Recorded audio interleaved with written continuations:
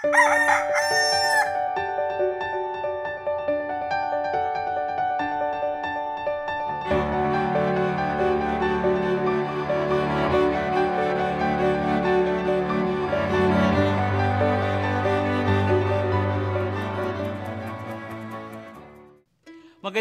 umaga po kapamilya. Ito po si Father J-Boy at tayo na po at magkape at pandasal.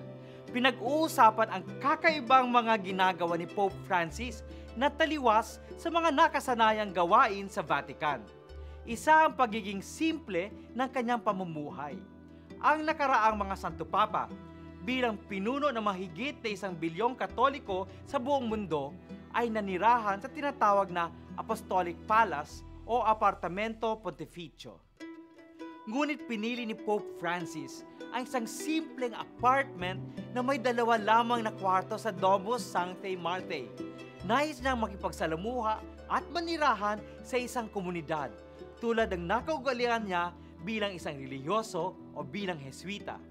Noong arsobispo siya ng Buenos Aires sa Argentina, tinanggihan niyang manirahan sa palasyo ng obispo at piniling manirahan sa isang simpleng apartment. At doon, siya mismo ang nagluluto ng kanyang pagkain. Ano ang pagiging simple? Isang dakilang pilosopo, si Socrates, ay kilala na tipid at hindi bumibili ng kung ano man sa palengke. Isang araw, nakita siya ng kanyang mga kaibigan na nakatutok sa isang ginintuang bagay. Tanong nila, bakit ka nandito? Hindi ka namang bumibili.